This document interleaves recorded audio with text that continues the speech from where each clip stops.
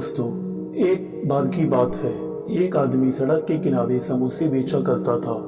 अनपढ़ होने की वजह से वह अखबार नहीं पढ़ पाता था। ऊंचा सुनने की वजह से वह रेडियो भी नहीं सुनता था और उसकी आंखें कमजोर होने की वजह से उसने कभी टेलीविजन भी नहीं देखा था। इसके बावजूद वह काफी समोसे बेच लेता था। उसकी बिक्री और मुनाफे में लगातार बढ़ोतरी होती गई। उसने और ज्यादा आलू खरीदना शुरू किया। साथ ही पहले वाले चूल्हे से बड़ा और बढ़िया चूल्हा भी खरीदा।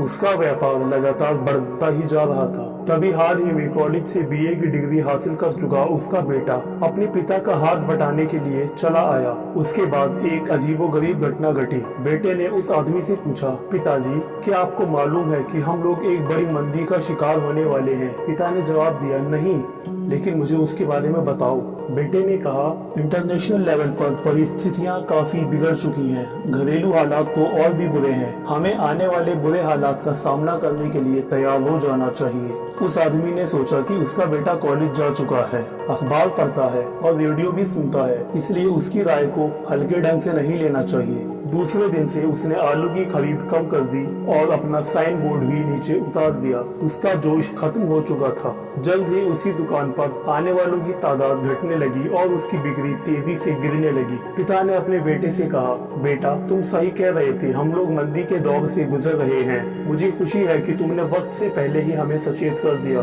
तो दोस्तों, देखा आप लोगों ने कि कैसे उसके ही बेटे ने अपनी दुकान को बर्बाद कर दिया। इस छोटी सी कहानी से सीखने को तो बहुत कुछ है, जैसे कि एक इंसान बुद्धिमान होने के बावजूद गलत फैसला कर सकता है और अपने सलाहकार सावधानी से चुनिए, लेकिन अपना अमल हमेशा अपने ही फैसले पर करिए। दोस्तों, अगर किसी इंसान में चरित्र यानी कि कैरेक्टर, कमिटमेंट, कन्विक्शन, तहजीब और साहस, ये 5 खूबियां हो तो वह स्कूली शिक्षा हासिल किए बिना भी जिंदगी में काफी कामयाब हो सकता है। कई लोग बहुत ज्यादा ज्ञानी होते हैं, उन्हें चलता फिरता इंसाइक्लोपीडिया भी माना जा सकता है, पर दुख की बात यह है, इसके बावजूद वह नाकामयाबी की जीती जागती मिसाल रहते हैं। तो दोस्तों, अब सवाल ये उठता है कि आखिर हमें शिक्षक किसे मानना चाहिए?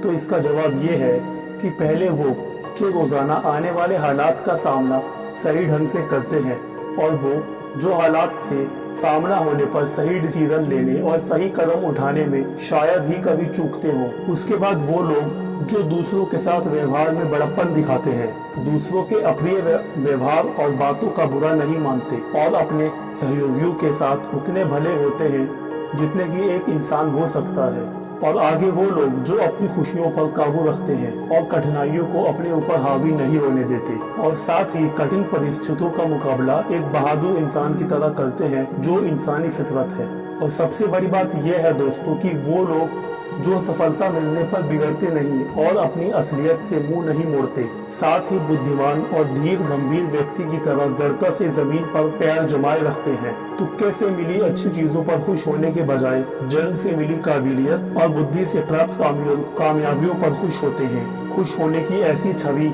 उनकी बचपन से ही होती है।